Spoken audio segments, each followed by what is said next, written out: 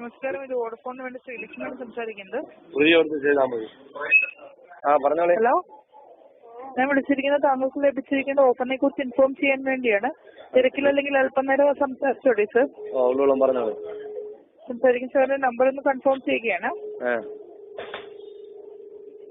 ഞാൻ പറയാം. 9846918598. സാറിന് ലഭിക്കേണ്ട ഓഫർ എന്ന് പറയുന്നത് ഒരു ഡേറ്റ പാക്ക് ആണ്.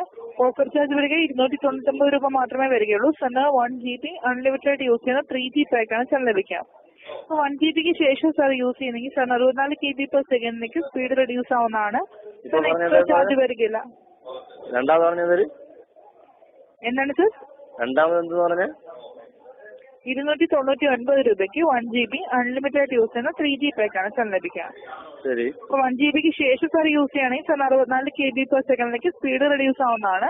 സാറിന് എക്സ്ട്രാ ചാർജ് വരത്തില്ല. ഓഫർ ചാർജ് എന്ന് പറയുന്നത് 299 രൂപ മാത്രമേ വരികയുള്ളൂ. നോർമൽ കേസ് ആണെങ്കിൽ 10 KBക്ക് 4 പൈസ എന്ന നിരക്കിൽ ചാർജ് വരും. അതായത് 1 MBക്ക് 4 രൂപ എന്ന നിരക്കിൽ ചാർജ് വരുന്നതല്ലേ. അപ്പൊ ഇതാകുമ്പോൾ എന്തുകൊണ്ടും ബെറ്ററാണ്. ഇപ്പൊ ഒരു മാസം ചെയ്തിട്ട് വേണ്ട എന്നാണെങ്കിൽ 198 വിളിച്ച് ഡീആക്ടിവേഷൻ ചെയ്യാവുന്നതാണ്. ഇപ്പൊ നിലവിൽ ലഭിക്കുന്ന ചെയ്തിരിക്കുന്ന ഓഫർ എന്ന് പറയുന്നത് 199 രൂപയാണ് അല്ലേ? ശരി, ഞാൻ പറയട്ടെ. ഇപ്പൊ ഞാൻ യൂസ് ചെയ്യുന്ന ഏതാ പ്ലാൻ?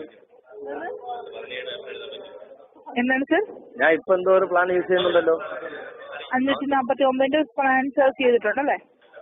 എനിക്ക് ഏതോ ഒരു പ്ലാൻ ഉണ്ട്, ഞാൻ യൂസ് ചെയ്യുന്നുണ്ട്. അതെ, 549 പ്ലാനാണ് സെർച്ച് ചെയ്തിരിക്കുന്നത്. അല്ല, നിങ്ങളിപ്പോ ഡേറ്റയുടെ പ്ലാനാണോ പറയുന്നത്, ടാരിഫ് പ്ലാനാണോ പറയുന്നത്? ഞാൻ പറഞ്ഞത് ഒരു ഡേറ്റ പാക്കിനെ കുറിച്ചാണ് പറഞ്ഞത്. ഞാൻ ഡേറ്റ പാക്കിന് ആഡ് ചെയ്തിട്ടുണ്ടല്ലോ. അതെ, 199 സെർച്ച് ചെയ്തിരിക്കുന്നത്.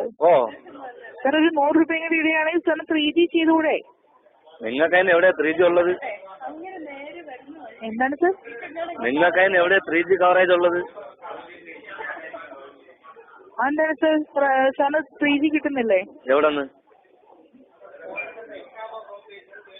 സാർ ഇത് എവിടെയാണ്? സ്ഥലം ഇത് എവിടെയാണ്?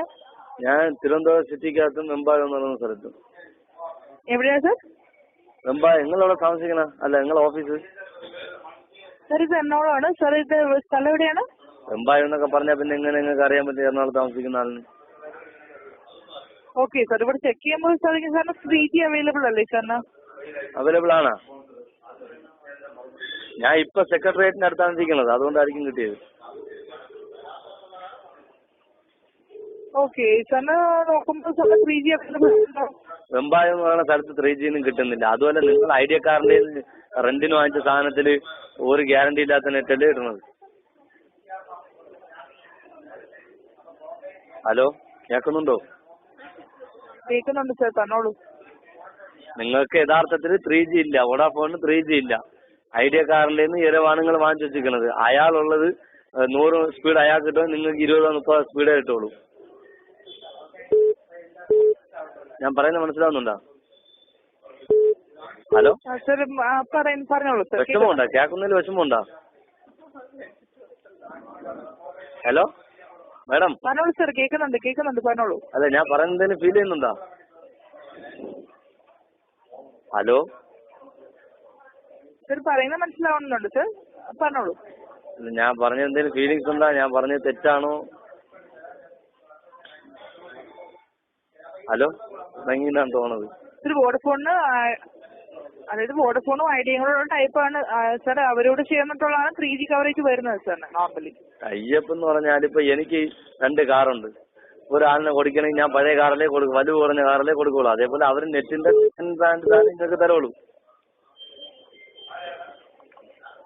ഹലോ, സാറിന് ഓഫർ ചെയ്യാൻ താല്പര്യമുണ്ടോ? ഞാൻ ചോദിക്കണ ഇപ്പൊ ഞാൻ എത്ര അടക്കണം? 299. ഞാൻ യഥാർത്ഥത്തിൽ നെറ്റൊക്കെ എടുക്കാം, പക്ഷെ ഞാൻ പറഞ്ഞതിന് ഉത്തരം തന്നില്ല. ആണെങ്കിൽ ആണ്, അല്ലെങ്കിൽ അല്ല. ഇങ്ങനെ നമുക്ക് ആ സംശയം ദൂരീകരിച്ചിട്ട് ചെയ്യാൻ പറ്റുള്ളൂ. എങ്ങനെയാണ് സർ? അതായത് ഐഡിയക്കാർ അവര് സെക്കൻഡ് ഹാൻഡ് സാധനമാണ് നമുക്ക് തരുന്നത്. അതിന്റെ നെറ്റിന്റെ സ്ലോ നിങ്ങൾക്കുണ്ടാവും. 2 ഒരേ സ്പീഡ്. പിന്നെ ഹലോ സർ. സർ കേൾക്കാമോ? സത്യമായിട്ടും കേൾക്കാം. നിങ്ങളല്ലേ മിണ്ടായിരിക്കണം. അതായത് വോഡഫോണും ഐഡിയകളുടെ ടൈപ്പാണ് സാറിന് 3G കവറേജ് കിട്ടുന്നത്. ഞാൻ പറഞ്ഞ ആദ്യം തന്നെ ഒരേ ഫീൽഡിൽ മത്സരിച്ച് നിൽക്കുന്ന രണ്ട് കമ്പനികൾ. അതിപ്പോ നിങ്ങൾക്ക് കിട്ടാത്തതുകൊണ്ട് അവര് സ്വാധീനം ഉള്ളതുകൊണ്ട് അവര് മേടിച്ചു സാധനം. നിങ്ങൾ അമേരിക്കൻ കമ്പനി, അവര് ഇന്ത്യൻ കമ്പനി. അവന്മാര് പൈസ എറിഞ്ഞ് സാധനം മേടിച്ചിട്ട് നിങ്ങൾക്ക് അതിന്റെ കുറച്ച് ബാക്കി മാത്രം. ഞാൻ നേരത്തെ പറഞ്ഞ പോലെ ഒരാൾക്ക് 2 കാറോ 2 ആട്ടോയോ ഉണ്ട്. നമ്മൾ ഒരാൾക്ക് വെളിയിൽ കൊടുക്കുകയാണെങ്കിൽ വെറും ആക്രി ആട്ടോയെ കൊടുക്കുള്ളൂ. അതേപോലെ നെറ്റിന്റെ ഏറ്റവും ലോക്കൽ സാധനം നിങ്ങൾക്ക് തന്നു. ആ നെറ്റ് നമ്മളെപ്പോലുള്ള ആൾക്കാർ യൂസ് ചെയ്യുമ്പോൾ ഒരു റേഞ്ചും കിട്ടൂല.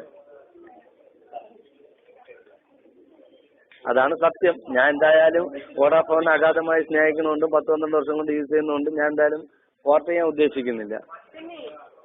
ഞാൻ ഇപ്പൊ ഒരു പാക്ക് യൂസ് ചെയ്യുന്നുണ്ട് 299 അല്ലേ. ആ 2GB 199 2G 3G 2GB ആണ് സാർ യൂസ് ചെയ്യുന്നത് അല്ലേ? 2GB യൂസ് ചെയ്യുന്നു. 2GB 2G യൂസ് ചെയ്യുന്നുണ്ട് 199. ഞാൻ ഇതിനെ 3G ആക്കി എന്തെങ്കിലും സ്പീഡ് കിട്ടോ? സത്യം പറയും. 3G സ്പീഡ് കിട്ടുന്നതാണ് സാറിന്. 1GB വരെ സാറിന് 3G യൂസ് ചെയ്യാനാണ്. അതിനുശേഷം ഈ വെമ്പായോ എന്ന് പറയുന്ന സ്ഥലത്ത് വളരെ കുറച്ചേ കിട്ടണുള്ളൂ. അത് 3G അങ്ങനെ ഇങ്ങനെ കിട്ടുന്നില്ല. അതേസമയം ഐഡിയ കിട്ടാൻ കുറച്ച് സ്പീഡുണ്ട്. എനിക്ക് ചില സമയത്തൊക്കെ ഈ പാട്ടും വീഡിയോസൊക്കെ ഡൗൺലോഡ് ആവണം എന്ത് സമയം എടുത്തിട്ടെന്ന് അറിയാം. 3G ഉറപ്പാണെങ്കിൽ ഞാൻ ഒന്ന് ആലോചിച്ചിട്ട് പറയാം.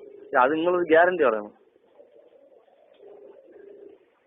മിണ്ടാതേക്കല്ലേ പറയും. ഓഫർ ചെയ്യാൻ താല്പര്യമുണ്ട് സർ. നമ്മൾ ഒരു ഓഫർ എടുക്കുമ്പോഴേ അതിനെ കുറിച്ച് ഒരു ധാരണ ഇല്ലാതെ ചെയ്യാൻ പറ്റുമോ? ഇപ്പൊ 100 രൂപയുടെ കേസല്ലേ. ഓക്കെ, ഇപ്പൊ സാറിന് 1GB വരെ സാറിന് 3G യൂസ് ചെയ്യാവുന്നതാണ്. അതിനുശേഷമാണെങ്കിൽ സാറിന് 64 kbps സ്പീഡ് റെഡ്യൂസ് കുറയുന്ന കൂടുന്ന കുറയുന്നതാണ് സാർ, റെഡ്യൂസ് ആവുന്നതാണ്. 2G സ്പീഡ് 1GBക്ക് ശേഷമാണ്. ഇപ്പൊ നോർമൽ കേസ് വരുവാണെങ്കിൽ 10 KBക്ക് 4 പൈസ നിരക്കിൽ ചാർജ് വരത്തില്ലേ? ഇതാകുമ്പോ 1 MBക്ക് 4 നിരക്കിൽ ചാർജ് വരുന്നതാണ്. പക്ഷെ ഇതാകുമ്പോ സാറിന് ചാർജ് ഒന്നും വരത്തില്ല. 299 രൂപ മാത്രമേ വരത്തുള്ളൂ. ആക്ച്വലി നിങ്ങളുടെ അഭിപ്രായത്തിൽ ഇതെടുത്ത് എനിക്ക് ഗുണം ഉണ്ടാവും. സാർ ഒരു മാസം ചെയ്യുക. സാറിന് ചെയ്യുമ്പോൾ അറിയാൻ സാധിക്കുന്നതാണ്. ഇല്ല എന്നാണെങ്കിൽ സാറിന് 198 വിളിച്ച് ഡീആക്ടിവേഷൻ ചെയ്യാം. പ്രൊവൈഡ് ചെയ്യുന്ന ഒരാളെന്നുള്ള നിലയ്ക്ക് നിങ്ങൾ പറയും എനിക്കിത് ബെനിഫിറ്റ് ഉണ്ടാവുന്നതാണ് നിങ്ങളുടെ അഭിപ്രായം. സാറിന് ബെനിഫിറ്റ് ഉള്ള അഭിപ്രായം കൊണ്ടല്ല ഇൻഫോം ചെയ്തത്. അപ്പൊ സാർ 1 മാസം ചെയ്തിട്ട് താല്പര്യമില്ല എന്നാണെങ്കിൽ 198 വിളിച്ച് ഡീആക്ടിവേഷൻ ചെയ്തോളൂ. കസ്റ്റമർക്ക് വിളിച്ചിട്ട് കിട്ടണ്ട, പിന്നെ 198 ഡീആക്ടിവേറ്റ് ചെയ്യാൻ വിളിച്ചാൽ കിട്ടണത്.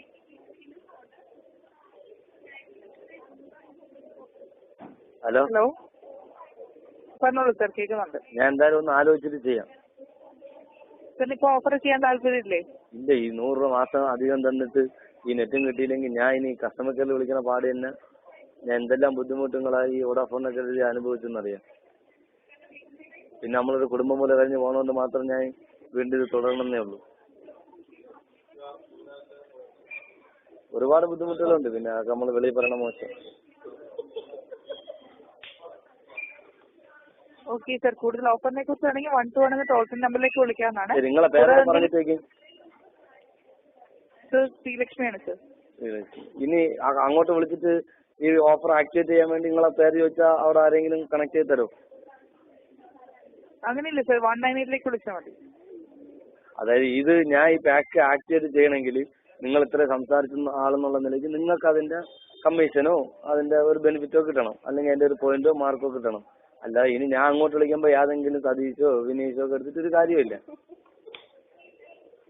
അപ്പൊ നിങ്ങൾ അങ്ങനെ കിട്ടുമെങ്കിൽ ആലോചിക്കാം. ഞാൻ ഒന്ന് ആലോചിച്ചിട്ട് എനിക്ക് ആലോചിക്കേണ്ട ഒരു സമയം വേണം. വീട്ടിൽ ഭാര്യ അടുത്തൊക്കെ ചോദിക്കണം, അല്ലെ അവളെ വഴക്കോളെ.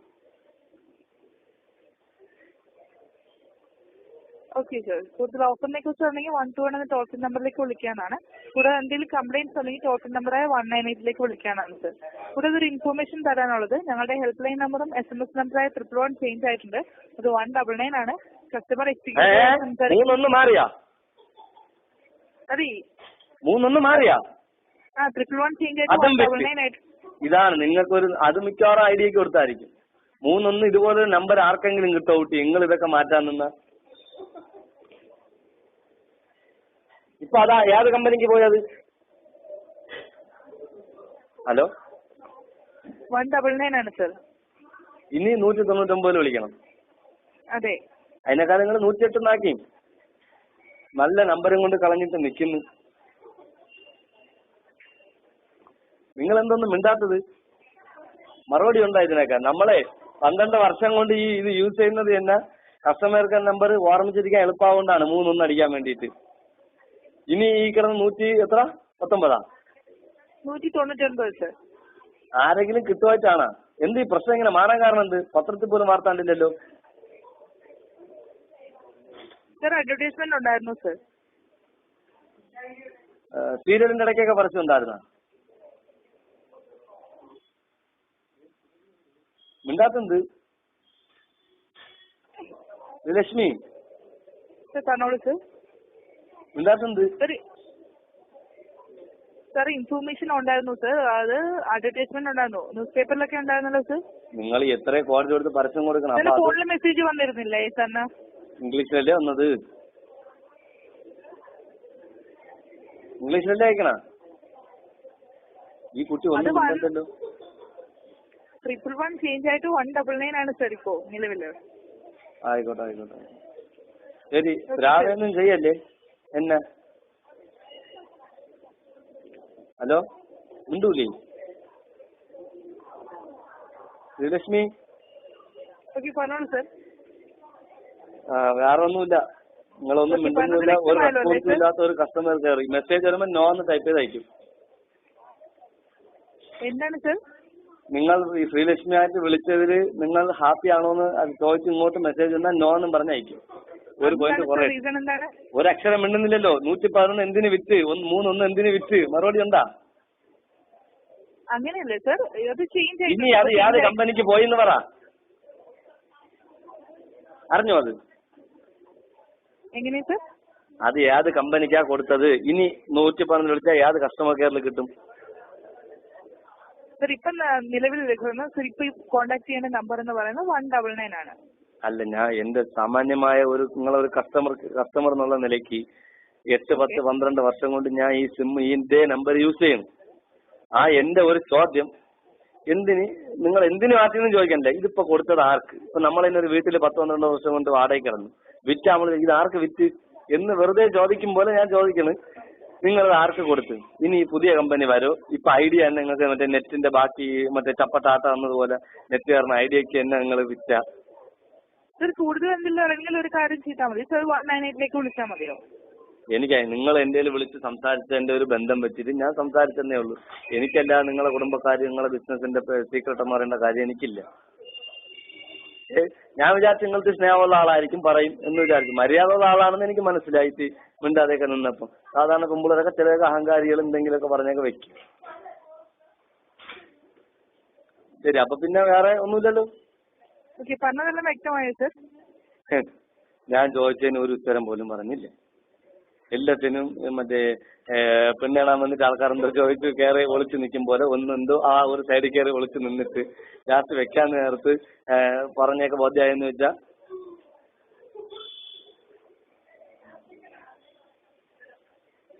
ഹലോ, പറയുന്നത് കേൾക്കുന്നുണ്ട് സർ, പറഞ്ഞോളൂ.